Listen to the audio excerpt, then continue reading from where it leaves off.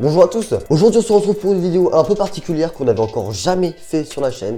On va s'intéresser au phénomène, vous en avez forcément entendu parler, Ziak. Voilà. J'ai envie aujourd'hui de m'intéresser à lui, pas forcément sur le mystère de ses origines, le fait qu'on ne connaisse pas son identité, etc. Non, ça je m'en fiche. J'ai beaucoup écouté ses musiques et à force j'ai vraiment trouvé des punchlines complètement dingues. Et je tenais à faire une vidéo dessus parce que beaucoup de personnes ne comprennent pas ces punchlines parce qu'ils ne comprennent pas la drill. Mais tout d'abord, faisons un petit récapitulatif sur Ziak. Ziak, c'est un driller qui est arrivé il y a un an, on ne sait pas d'où. Personne ne le connaissait, le mec est arrivé il y a un peu plus d'un an. Il nous a sorti une musique qui s'appelle Double Dash.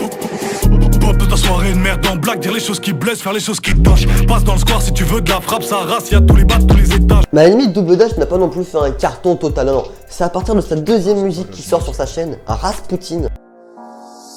J'ai dit Fontel et j'ai dit code PIN. Ziak à 47 Rasputin. Trouve des Yankees à la sauvette, tu sais pas quoi faire dans la cuisine. C'est avec cette musique-là qu'il a commencé à vraiment faire connaître. Et moi personnellement, je trouve que c'est grâce à cette musique qu'on voit directement le genre. Comment vous expliquer la drill, c'est un style de musique qui est né, il me semble, dans les gangs américains. Je veux pas dire trop de bêtises, je crois que c'est ça. Donc c'est des musiques de gang, c'est-à-dire que dans la drill américaine, parfois il y a des mecs qui sont totalement cachés de visage, on voit pas ne serait-ce qu'un endroit de leur peau, parce qu'ils sont recherchés par la police, les mecs. Oui, d'accord, c'est normal. Ils vont pas non plus se montrer totalement dans un clip s'ils savent qu'ils sont recherchés par la police. Bah c'est complètement con, hein. Ils ont qu'à donner leur adresse à ce niveau-là, non mais vraiment. Et Ziak fait ce style de musique. Hein. Alors c'est pas le seul driller français, il y en a bien d'autres. Déjà, regardez juste son style. Voilà. À partir de ce moment-là, tu commences un peu à cerner le personnage. Tu te dis, lui, bon, voilà, tu passes pas Noël avec, quoi. Ça va pas être sympatoche. Mais après, tu te dis, c'est pas grave. Tu vois, il se donne un style, il se donne un look vestimentaire pour faire genre, ok. Mais c'est vraiment à partir du moment où tu écoutes ses musiques et tu écoutes ses paroles que tu cernes vraiment le personnage. Et du coup les amis, aujourd'hui je vous propose de vous faire découvrir les 5 punchlines que je kiffe, enfin que je trouve les plus punchantes, j'ai envie de dire. Je sais pas si ça se dit, mais on va dire ça comme ça. On va commencer tranquille ou bilou. La première que je vous propose, elle est dans la musique Fixette de Ziak. Si toi tu nous as menti, ça sera pas joli pour ceux qui t'aiment. Oh, je suis loin de grandir que des bandits dans le son de système. Si toi tu nous as menti, ça sera pas joli pour ceux qui t'aiment. Vous commencez à cerner le personnage un peu. Non mais attendez, cette punchline que je trouve incroyable, elle est géniale. Si toi tu nous as menti, ça sera pas joli pour ceux qui t'aiment. C'est-à-dire que ce que j'aime chez lui comparé à d'autres drillers, c'est qu'il va pas dire ça directement. Genre il va tourner ça sous une certaine forme, avec une petite métaphore, tu vois. Il dit pas on va te déglinguer parce que tu nous as menti, non. Il tourne ça sous une certaine manière, j'ai envie de dire poli, mais la violence de la phrase reste la même. Et je trouve ça tellement incroyable. Alors je sais qu'il y a beaucoup d'adultes qui trouvent ça totalement aberrant de dire ces propos. Je tiens à préciser quand même qu'on ne sait pas qui est Ziak. C'est-à-dire qu'on a un doute. Mais si ça se trouve, Ziak, il y a quelques années, c'était un autre chanteur. Bon, c'était le même, mais c'est juste qu'il était sous un autre nom, qui faisait ce style de musique. J'hésite entre m'acheter un gun ou me remettre au sport. M'acheter un gun ou me remettre au sport. Entre m'acheter un gun ou me remettre au sport. Effectivement, il y a eu un changement, effectivement. C'est pour ça que du coup, on ne sait pas si c'est vraiment lui qui faisait ce style de musique différent. Là, je vais me remettre au sport. Et du coup, il se donne un style actuellement avec ce style de musique. Parce que l'ancien n'avait pas marché, il a changé, il a décidé de se donner un style via ce style de musique. Ou alors est-ce que c'est totalement deux personnes différentes et que juste le mec il a déboulé, il est trop fort. Vraiment c'est le mystère. Mais bref, cette première punchline, si toi tu nous as menti, ça sera pas joli pour ceux qui t'aiment. Je la trouve calme, elle est douce, elle est tranquille. On va en voir une deuxième qui, pour moi est clairement la meilleure tout de suite. La deuxième punchline de Ziak dans le morceau Rasputin. Je te plante dans le cœur, je pleure pour le manteau. C'est pas un jeu vidéo, si je te bute j'ai vu des choses. J'en parle, je distribue des doses, je te plante dans le cœur, je pleure pour le manteau. Je suis désolé, mais elle est incroyablement violente. Et je vous le dis, quand je l'ai écouté la musique Rasputin, au début j'avais pas entendu cette punchline. J'avais pas fait attention, moi je m'ambiançais sur la musique derrière en arrière-plan si vous voulez. Mais j'avais pas vraiment fait attention aux paroles. Et je l'ai écouté un peu sérieusement une autre journée. Et quand j'ai entendu cette punchline, je vous le dis honnêtement, hein, j'ai rigolé nerveusement. J'ai fait non mais... c'est pas possible de sortir ça dans une musique. Genre le mec n'a peur de rien et c'est vraiment ce que j'adore chez lui. Je trouve ça incroyable de réussir à sortir une phrase comme ça. On parle quand même d'un meurtre. Après c'est de la drill. La drill, voilà. Si vous écoutez de la drill américaine, voilà. En gros la drill américaine c'est j'ai tué lui et je le revendique. Je suis fier de moi. Bon, après voilà, chacun sait, hein. Bon, c'est de la drill, voilà, c'est comme ça, c'est un style de musique. Encore une fois, je me répète, souvent ce style de musique déplaît aux plus anciens. Forcément, c'est pas de leur époque, puis ils trouvent ça totalement aberrant de tenir ses propos dans une musique. Ce que je conçois.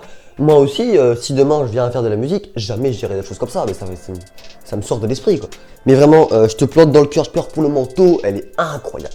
Je suis désolé, Mais le mec, en fait, il montre, en fait, dans cette phrase qu'il a absolument aucune pitié. Il tue qui il veut, et la seule chose qui le rend triste, c'est d'avoir un petit peu égratigné le beau manteau. Je trouve ça incroyable. Je trouve ça vraiment incroyable, ce genre de phrase. Je vous propose désormais de passer à la troisième punchline, qui, vous allez voir, est encore plus hardcore. Je pense que là, on a atteint un niveau de hardcore assez élevé. Le cœur sur la main, sauf que c'est le tien et que c'est la mienne. Y'a pas deux, c'est ça le game qui tienne, y'a pas de trace, j'ai toutes les normes d'hygiène. Le cœur sur la main, sauf que c'est le tien et c'est la mienne. Alors celle-là, les amis, je ne peux même pas commenter. Est-ce que j'ai réellement besoin de commenter la chose?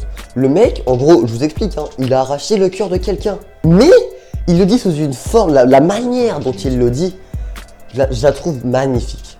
Je la trouve magnifique. C'est horrible, ses propos sont horribles finalement. Ce qu'il dit, on parle clairement d'un meurtre, comme la punchline précédente. Je trouve ça incroyable, cette façon dont il dit en fait, cette non-gêne. Le mec s'en fout. Genre pour lui, c'est comme si c'était normal. Et vraiment, je trouve ça complètement dingue. Je trouve ça complètement dingue.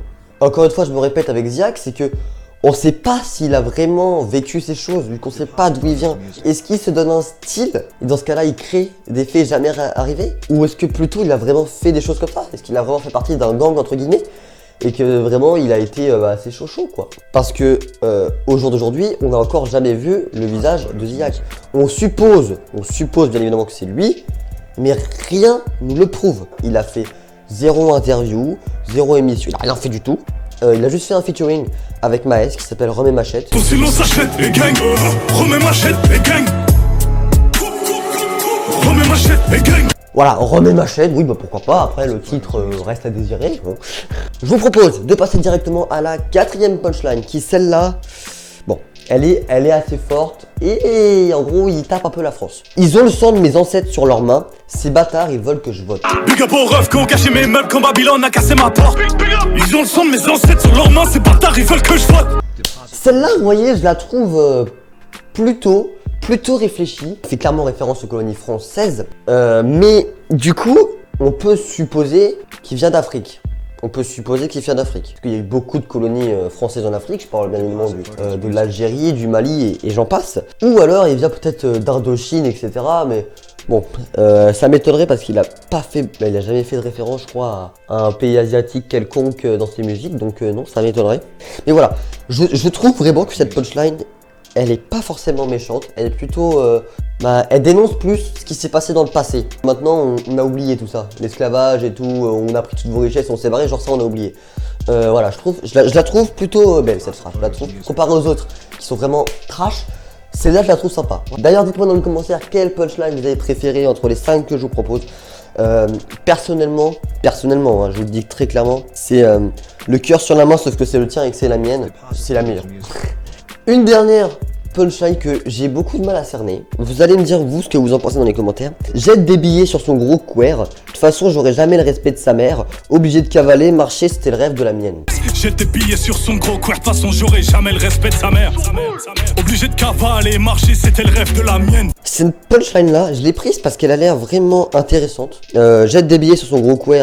Bon je pense qu'il parle d'un énorme fiac, hein. Oui. De toute façon j'aurais jamais le respect de sa mère. Obligé de cavaler, le marcher c'était le rêve de la mienne. Bah en fait celle-là je l'ai mise parce que je la comprends pas forcément. Donc si quelqu'un la comprend dans les commentaires précisément, je veux bien qu'il me l'explique. Bien évidemment on a beaucoup parlé de meurtre, dans les punchlines ça parle beaucoup de meurtre. On a le menu complet, bien évidemment drogue, sexe, bah oui ça va de soi, vous êtes teuteux. Exemple, j'ai de la blanche exceptionnelle comme la fille d'Eminem. J'ai de la blanche exceptionnelle comme la fille d'Eminem. Alors pour ceux qui savent pas à quoi ressemble la fille d'Eminem, voilà, donc bon, la comparaison, pas mal. En tout cas pour ceux qui se disent outrés de ses propos, je comprends, je conçois. Moi, je t'avoue que je fais pas attention aux paroles.